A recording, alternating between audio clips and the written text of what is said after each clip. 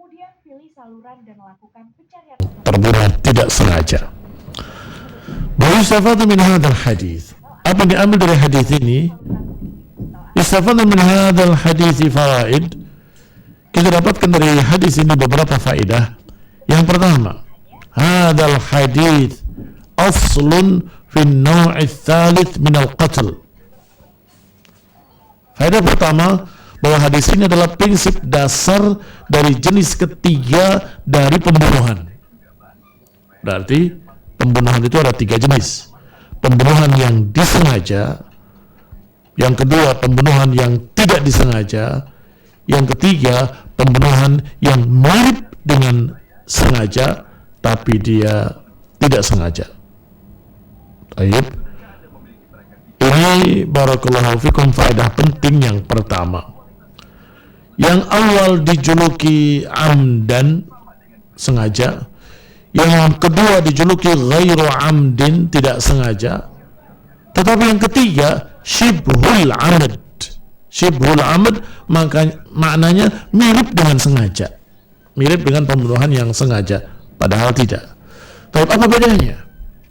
Yang tidak sengaja dengan yang mirip dengan tidak sengaja. Kalau pembunuhan sengaja sudah jelas seorang mengonduskan pedangnya atau alat-alat yang dipakai untuk membunuh yang sudah kemungkinan besarnya mesti mati, itu pembunuhan sengaja. Yang kedua, orang tidak ingin membunuh tapi ternyata dengan tidak sengaja saudaranya terbunuh, seperti mengendarai mobil nabrak orang. Dia tidak sengaja untuk membunuh, tapi dengan qadarullah dia menabrak orang tersebut sampai mati. Itu pembunuhan tidak sengaja. Demikian pula kalau dalam perang dia lihat ada musuh, dia panah musuh itu, ternyata ketika didatengin itu bukan musuh, itu temannya sendiri, mati, terbunuh. Itu juga tidak sengaja. Jenis kedua. Jenis ketiga, orang bertikai dan saling menyakiti dengan alat-alat yang biasanya tidak mematikan. Ini lihat, yang syibhul amad, yang ketiga. Dia menyakiti saudaranya saja, tapi dengan alat yang biasanya nggak mematikan. Dia sabet dengan sapu lidi, kan bahannya nggak mematikan. Dia pukul dengan kayu kecil, apa itu namanya, penjalin, rotan, biasanya tidak mematikan. Atau dia lempar dengan batu yang biasa, bukan batu besar, biasanya tidak mematikan.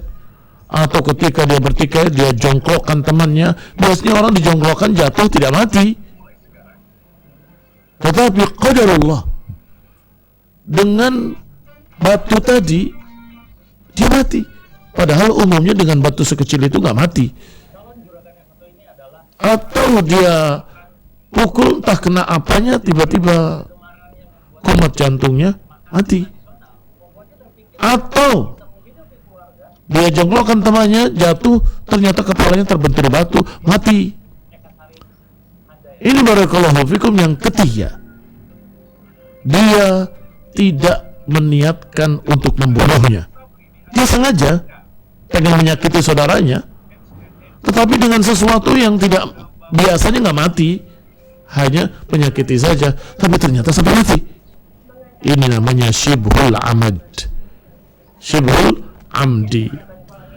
Di sini didefinisikan apa itu syibhul amdi. Wa huwa an yaqsidal jani al-jinayata bima la yaqtulu ghaliban. Catat itu baik-baik. Apa itu syibhul amad? Kalau seseorang menyengaja melakukan kejahatan, menyakiti saudaranya dengan sesuatu yang biasanya tidak sampai mati, yang biasanya tidak mematikan. Bil hajaris saghir, apakah dengan batu kecil, awil asas saghir, atau dengan tongkat kecil, ternyata orang itu mati. Itu namanya syibhul amad, menyerupai kesengajaan. Fa hukmu hadzal naw' min al-qatli, maka hukum dari pembunuhan jenis ini an tughallad diyah 'ala al-qatil wa la yuqtal. Apa hukumnya bagi orang yang membunuh dengan syibhul amad, mirip dengan sengaja padahal tidak sengaja? Karena tidak sengaja membunuh, sengaja menyakiti, tidak sengaja membunuh, ternyata mati. Maka hukumnya adalah membayar diat yang besar seperti diat pembunuhan.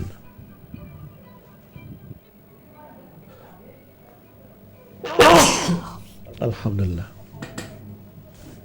Tetapi tidak diqisas, tidak diqisas, dan tidak bisa menuntut qisas.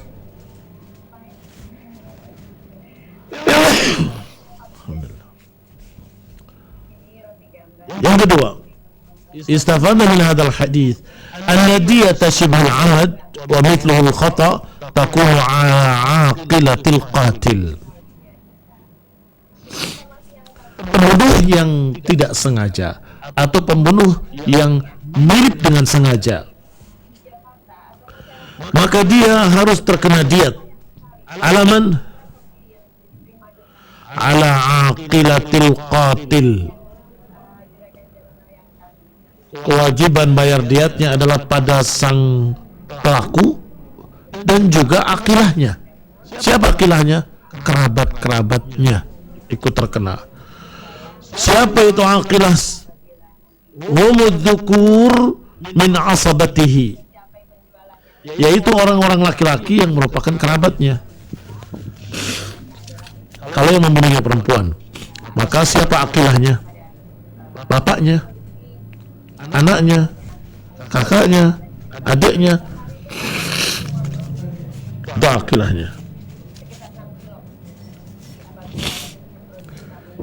Al-qaribun wal ba'idun, apakah yang dekat ataupun kerabat yang jauh, walau lam yakunu warithin, walaupun bukan ahli waris, kalau itu kerabatnya terkena tanggung jawab untuk membayar diat. Lianna mabna al-usubah at-tanasur wa ta'azur, karena dibangunnya di atas usubah, dukungan, bantuan, pembelaan, itu biasanya kerabat. Kalau dia membunuh, maka kerabatnya harus ikut membantunya, ikut mendukungnya. Wa hadhil jaihah waqa'at alaihi bila qasdin fanasaba musa'adatuhum lahu walau kana ghaniyan. Karena jaihah ini, kejadian ini, kejahatan ini terjadi tidak diniatkan, niatnya cuma menjongklokkan saja, niatnya cuma memukul dengan kayu kecil saja, niatnya untuk menyakiti saja, ternyata sampai mati, maka nasabah, maka cocok untuk dibantu, walaupun dia kaya harus dibantu. Maka sebagaimana seorang punya musibah harus dibantu, maka si pembunuh ini pun karena dia tidak meniatkan membunuh, ternyata terjadinya pembunuhan, maka dia harus dibantu. Siapa kira-kira yang layak, yang terkena kewajiban untuk membantu? Ya kerabatnya, bapaknya, anaknya, saudaranya, familinya. 6. Walakin tukhaffaf anhum bitawzi'iha alaihim, tetapi diringankan beban tebusannya, yaitu dengan dibagi-bagi urunan dari kerabat sang wanita tersebut. Wa tu'ajjal alaihim maqsatah ila 3 sanawat, dan diberi waktu biasanya untuk membayarkan dia tadi 3 tahun, sehingga bisa mencicilnya, bisa mengumpulkannya. Yang ketiga, inna diyatal janin alladhi saqata mayyitan bisababil jinayah ghurrah abdun aw amah. Faedah ketiga, tebusan bagi janin yang karena kejahatan dia keguguran dan mati, bisa babil jinayah karena kejahatan tadi, maka tebusannya adalah budak, seorang budak, laki-laki ataupun perempuan. Qaddara al-fuqaha qimata hadhil ghurrah bi 5 min al-ibil. Dan para ulama mengukur harganya seorang budak ketika itu seharga 5 ekor unta. Seharga 5 ekor unta. Turathu anhu ka'annahu saqata hayyan. Diwariskan kepada anaknya seakan-akan dia lahir dalam keadaan hidup. Wadiyatul janin 'alal qatil la 'alal 'aqil.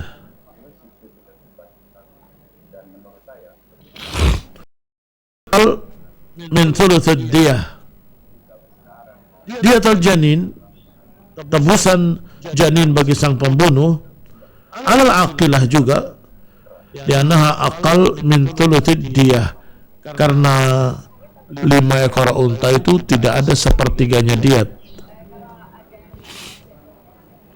Wa ma kana aqal min thulutsud diyah, kalau lebih kecil dari sepertiga diat, maka kerabat dan keluarganya tidak memikul diat tadi, berarti dibayar langsung oleh sang pembunuhnya atau sang pelakunya yang tidak niat membunuh tapi ternyata mati karena kecil. Maka kewajibannya pada pelaku, tidak pada kerabatnya. Kalau yang tadi, yang 100 ekor unta, itu disebar ke seluruh kerabat-kerabatnya. Yang keempat, inna diyah takunu mirathan ba'dal maqtul. Bahwa diat tadi diberikan pada siapa? Bukankah yang dibunuhnya sudah mati? Iya, yang dibunuhnya mati. Maka diat tadi dibayarkan pada siapa? Pada ahli warisnya. Ya, kita pelajari ilmu waris. Tapi nggak punya anak. Kalau nggak punya anak, biasanya siapa yang mewarisi? Bapaknya. Ya bapaknya. Kalau tidak ada bapaknya juga, siapa yang mewarisi? Saudaranya. Ya saudaranya. Begitulah caranya, diberikan pada ahli warisnya sesuai dengan ilmu waris. Li'annaha badal nafsihi, karena itu adalah pengganti dari orang yang terbunuh. Ahli waris adalah pengganti dari orang yang terbunuh. Yang kelima, qala ulama, innama kariha Nabi SAW sija' hamal ibn Nabighah li amrain. Pada kelima, bahwa Nabi tidak suka dengan sajak-sajaknya Hamal ibn Nabighah tadi karena 2 hal. Al-awwal, yang pertama, annahu 'aridun bihi hukmullahi, 'arada bihi hukmullah. Yang pertama, karena sajaknya menentang hukum Allah. Wa rama ibtalahu, dan ingin membatalkan hukum Allah. Itu satu. Al-amru tsani, yang kedua, annahu takalluf hadhihi saja'at bi khitabihi li nasril batil. Yang kedua, dipaksa-paksakan untuk memakai sajak-sajak dalam pembicaraannya yang ternyata untuk membela kebatilan. Dan itu persis seperti yang dilakukan oleh dukun-dukun. Yurawijuna aqawilahumul batilah. Dukun-dukun itu memakai sajak-sajaknya untuk membuat laku ucapan-ucapan dustanya, ucapan kosongnya. Biasja'in taruqus sami'in, dengan sajak-sajak yang kadang mengagumkan pendengarnya. Fayastamiluna bihal qulub, agar hati cenderung kepadanya, agar hati tertarik karena suaranya bagus, ada sajak-sajaknya. Wa yastadifuna bihal asma', akhirnya bisa menipu manusia. Fa amma idza waqa'a as-sij' bighairi hadha at-takalluf, adapun kalau sajak-sajak tadi bukan dengan dipaksa-paksakan, dan juga lam yaqsid bihi nasrul batil, juga tidak dijadikan sebagai penentang kebatilan, tidak jadikan sebagai pembelaan terhadap kebatilan, maka itu tidak tercela. Kalau sajak itu pertama tidak dipaksa-paksakan, kedua tidak membela kebatilan, maka boleh-boleh saja. Wa qad jaa fi kalamin Nabi, telah datang dalam ucapan Nabi, dalam khutbah Nabi ketika berbicara pada Ansar juga ada sajaknya. Ama innakum takilluna 'inda at-tama' wa taktiruna 'inda al-faza'. Habis tama' faza'. Itu termasuk sajak. Atau seperti doa Nabi, Allahumma inni a'udzubika min ilmin la yanfa' wa min qawlin la yusma' wa fi qalbin la yakhsha' wa min nafsin la tashba'. A'udzubika min haula'il arba'. Ini juga sajak. Tidak mengapa. Jangan berkata Nabi tidak suka sajak, tapi ini ucapannya juga sajak. Kok bertentangan? Tidak bertentangan. Karena yang Nabi tidak suka dari sajak tadi karena pertama menentang hukum Allah, menentang hukum Rasul, keputusan Rasul alaihi salatu wassalam. Yang kedua dipaksa-paksakan. Kalau ini tidak, memang demikianlah keadaannya. Allahumma inni a'udzubika min ilmin la yanfa', berlindung dari ilmu yang tidak bermanfaat, wa qaulin la yusma', dan ucapan yang tidak didengar. Aku berlindung dari hati yang tidak memiliki khusyuk, dan aku berlindung dari jiwa yang enggak pernah kenyang, dan aku berlindung dari 4 perkara tadi. Ternyata dalam bahasa Arab semuanya diakhiri dengan ain. Min ilmin la yanfa' wa min qawlin la yusma' wa min qalbin la yukhsha' wa la yakhsha' wa min nafsin la tashba'. Wa a'udzu bika min haula'il arba'. 4 arba'. Tidak didengar, la yusma'. Tidak khusyuk, la yakhsha'. Tidak kenyang, la tashba'. Subhanallah, tidak diberat-beratkan, tidak dipaksa-paksakan. Dengan demikianlah ucapan Nabi SAW, qalla wa dalla, sedikit, ringkas tapi padat, dan ternyata kalimatnya pun enak didengar karena ada sajaknya. Wallahu ta'ala alam bissawab, wa sallallahu ala Muhammadin wa ala alihi wa ashabihi wa sallama tasliman katsira. Subhanakallahumma bihamdika asyhadu an la ilaha illa anta astaghfiruka wa atubu ilaik. Wassalamualaikum warahmatullahi wabarakatuh. Waalaikumsalam warahmatullahi wabarakatuh. Demikian para pendengar Indosiar dimanapun berada, ya, kajian dari kitab Taisir Awal yang kembali disampaikan oleh Ustaz Muhammad Umar Asad Hafidhullah Ta'ala. Semoga bisa bermanfaat, ya. Mungkin kita langsung tutup, ya, acara ini. Subhanakallahumma bihamdik asyhadu an la ilaha illa anta astaghfiruka wa atubu ilaik. Wassalamualaikum warahmatullahi wabarakatuh. Tidak menyebabkan calon juragan ini lesu. Beliau malah mencari jalan untuk menemukan produk